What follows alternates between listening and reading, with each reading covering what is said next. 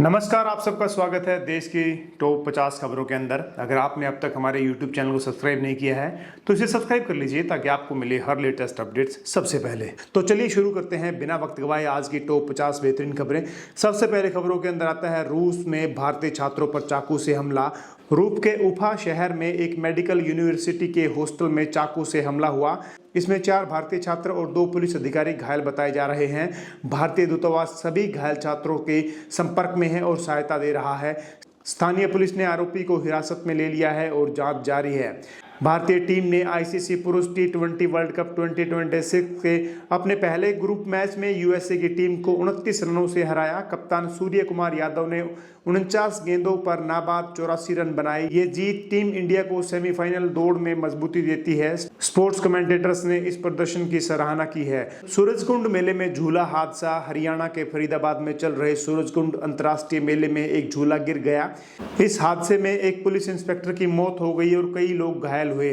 प्रशासन ने झूले वाले क्षेत्र को तुरंत बंद कर दिया और जांच शुरू कर दी। मेला बाकी कार्यक्रमों के साथ जारी रहा।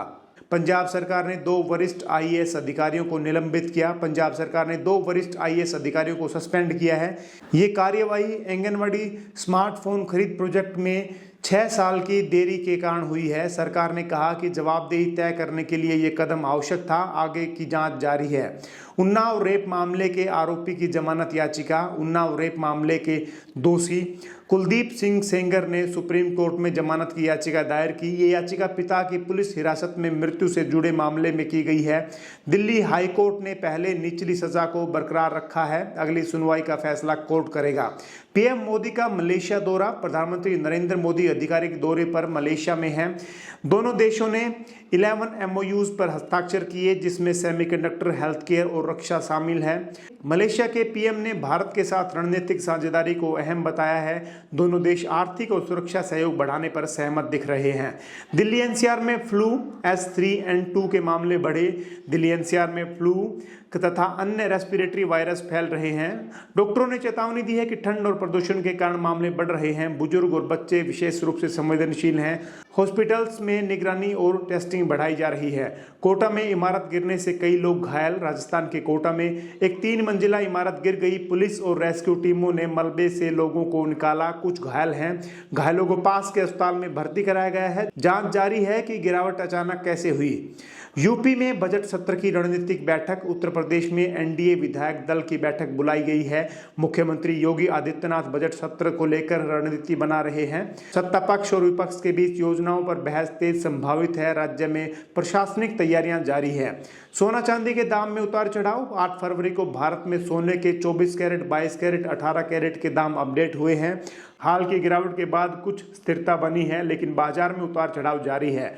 उपभोक्ताओं व ज्वेलर्स दोनों की नजर आज के भाव पर है। चांदी के दाम भी पिछले कुछ दिनों से हल्का कम या स्थिर दिख रहे हैं। भारत अमेरिका अंतरिम व्यापार समझौते पर विवाद। भारत और अमेरिका के बीच व्यापार समझौते पर बहस जारी है। कुछ नेताओं ने कहा कि समझौता भरोसेमंद नहीं है। सरकार का कहना है कि ये भारत की आर्थिक वृद्धि को समर्थन देगा। इस मुद्दे पर संसद और मीडिया दोनों में बहस जारी है। पीसीबी इंडिया क्रिकेट विवाद का update. Bharat Pakistan world cup cricket को लेकर कुछ बयानबाजी हुई है। पीसीबी ने शुरुआत में हटने की बात कही थी, फिर आईसीसी बातचीत को आगे बढ़ाया। ये क्रिकेट जगत में सुर्खियों में रहा है। क्रिकेट प्रशंसक इसे बड़े खेल संघर्ष की तरह देख रहे हैं। अंडर 19 वर्ल्ड कप में भारत की शानदार जीत। भारत ने अंडर 19 क्रिकेट वर्ल्ड कप में इंग्लैंड को 100 रनों से हराकर खिताब जीता है। बीसीसीआई ने विजेताओं को कुल 7.5 करोड़ रुपए देने की घोषणा की है। ये युवा क्रिकेटरों की क्षमता का बड़ा सबूत माना जा रहा है। देश भर में जीत को उत्साहजनक रूप से देखा जा रहा है। मिलानो कोर्टिना 2026 विंटर ओलंपिक शुरू। इटली में विंटर ओलंपिक मिलानो कोर्टिना 2026 शुरू हो चुका है। भारतीय एथलीटों की भागीदारी और प्रदर्शन देश को उत्साहित कर रहा है। ये भारत के खेल विकास को अंतर्राष्ट्रीय स्तर पर दिखा रहा है। ओलंपिक खेलने वाले भारतीयों को समर्थन मिल रहा है। शिक्षा में समग्र शिक्षा 3.0 पर चर्चा। शिक्षा मंत्रालय ने समग्र शिक्षा 3.0 पर चर्चा तेज की है। इसका लक्ष्य डिजिटल कक्षाओं और टीचर अपस्किलिंग पर ध्यान देना है। नई शिक्षा मॉडल पर शुरुआती विचार चल रहे हैं। सरकार इस पर जल्द नीति बना सकती है।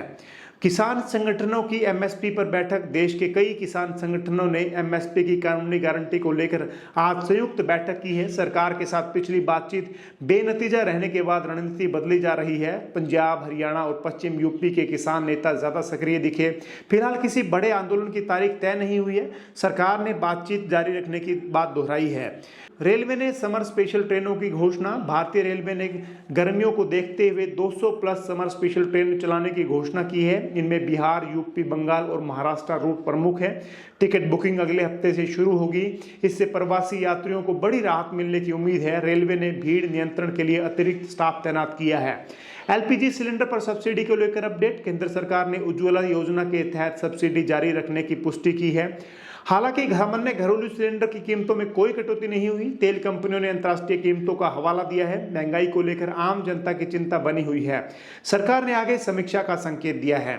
नीट यूजी 2026 परीक्षा पैटर्न पर स्पष्टीकरण। एनटीए ने नीट यूजी 2026 को लेकर चल रही अफवाहों पर विराम लगाया। परीक्षा पैटर्न में कोई बड़ा बदलाव नहीं दिया गया है। सिलेबस लगभग पहले जैसा ही रहेगा। छात्रों और कोचिंग संस्थानों में राहत की खबर मानी जा रही है।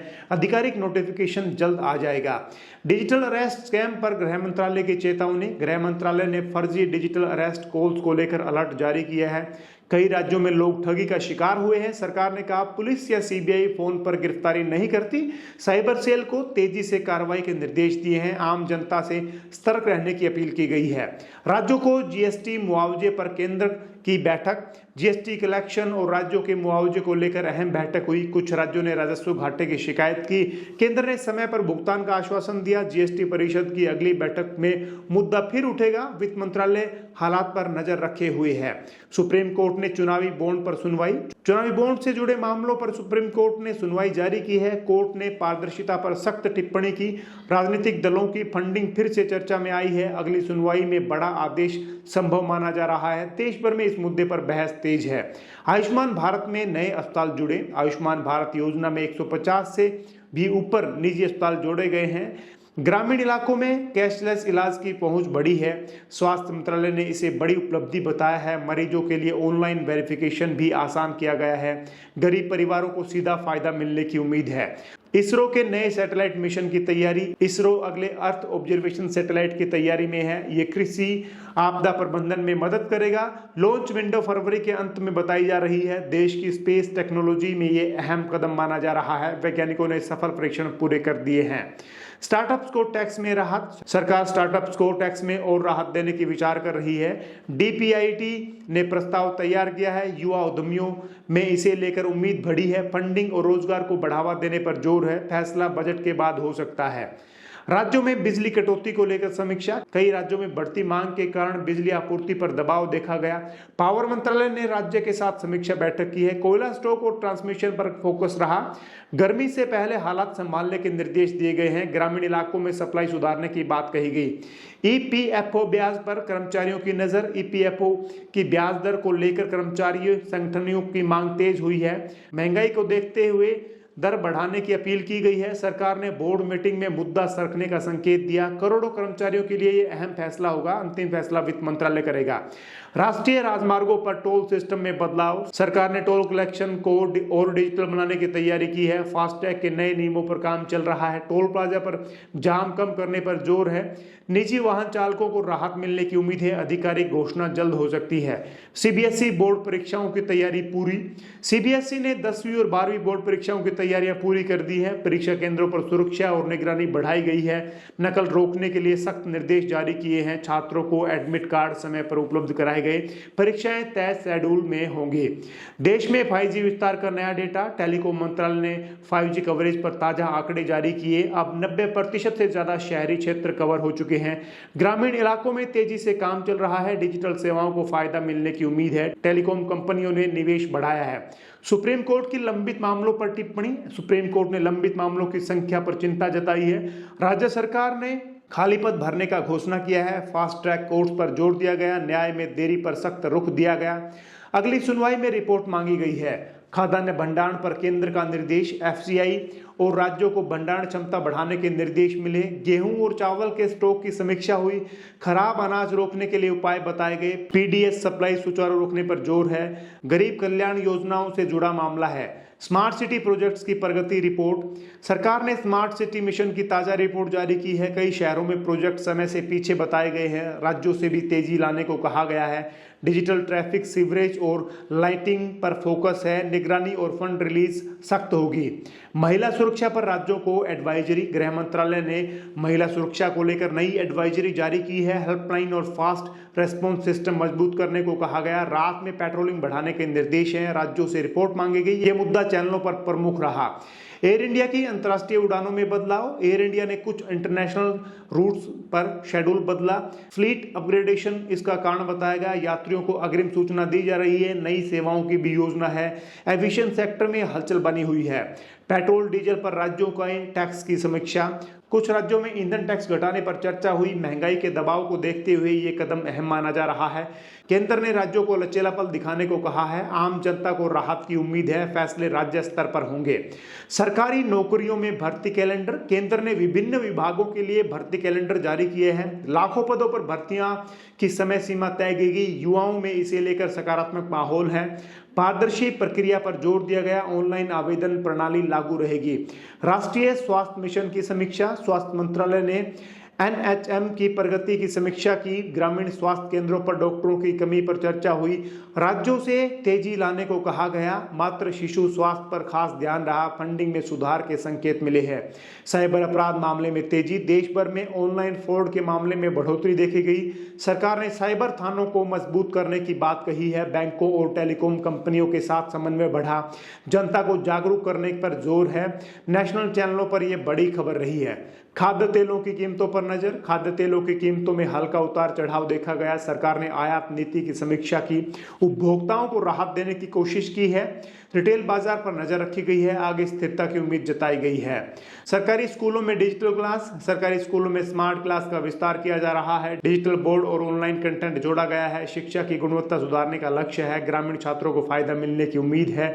राज्यों से फीडबैक मांगा गया है। एमएसएमई सेक्टर के लिए नई राहत। सरकार ने एमएसएमई के लिए क्रेडिट सपोर्ट बढ़ाने पर जोर दिया है। छोटे राज्यों को सस्ता लोन देने की योजना है। रोजगार सृजन पर इसका असर पड़ेगा। बैंकिंग सेक्टर को निर्देश दिए गए हैं। व्यापार संगठनों ने स्वागत किया। कोर्ट में लंबित ट्रैफिक चालान पर सख्ती। कई राज्यों में ट्रैफिक चालानों की वसूली तेज की गई। ई चालान सिस्टम को और मजबूत किया गया। लंबित मामलों पर कार्रवाई शुरू हुई। सड़क सुरक्षा बढ़ाने का उद्देश्य है। ड्राइवर्स से नियम पालन की अपील की गई। कृषि बीमा योजना का अपडेट। प्रधानमंत्री फसल बीमा योजना की समीक्षा हुई। क्लेम सेटलमेंट में देरी पर नाराजगी जताई गई। बीमा कंपनियों को सख्त निर्देश दिए गए। किसानों को समय पर भुगतान पर जोर है। ये खबर ग्रामीण भारत से जुड़ी रही है। भारत रेलवे स्टेशन का पुनर्विकास प्रोजेक्ट्स। देश के कई बड़े शहरों में रीडेवलपमेंट का काम तेज हुआ है। यात्रा सुविधाएं बेहतर करने का लक्ष्य है। निजी भागीदारी पर भी काम चल रहा है। यात्रियों को आधुनिक सुविधाएं मिलेंगी। समय सीमा पर नजर रखी जा रही है। राष्ट्रीय रोजगार पोर्टल पर रजिस्ट्रेशन। सरकारी रोजगार पोर्टल पर युवाओं का रजिस्ट्रेशन बढ़ा। नई जॉब लिस्टिंग जोड़ी गई है। स्किल आधारित नौकरियों पर फोकस है। युवाओं को एक प्लेटफॉर्म पर अवसर मिल रहे हैं। सरकार इसे सकारात्मक संकेत बताया।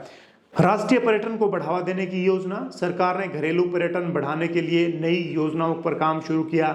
धार्मिक और ग्रामीण पर्यटन पर फोकस रहा। स्थानीय रोजगार बढ़ाने का लक्ष्य रखा गया। राज्यों से प्रस्ताव मांगे गए हैं। पर्यटन सेक्टर में उम्मीद बनी हुई है। और यह है आज की लास्ट खबर। डिजिटल सेवाओं में सरकारी एप्स अपडेट। कई सरकारी ऐप्स और पोर्टल्स को अपडेट किया गया है। सेवाएं तेज और यूजर्स फ्रेंडली बनाने पर काम हुआ। डिजिटल इंडिया मिशन को मजबूती मिली। आम नागरिकों को सीधा फायदा मिलेगा। नेशनल चैनलों ने इसे सकारात्मक खबर माना है। अगर आपने अब तक न्यूज़ को सुना है और हमारे यूट्यूब चैनल को सब्सक्राइब नहीं किया है तो इसे सब्सक्राइब कर लीजिए ताकि आपको मिले हर लेटेस्ट अपडेट सबसे पहले। आपका दिन शुभ रहे। Thank you very much.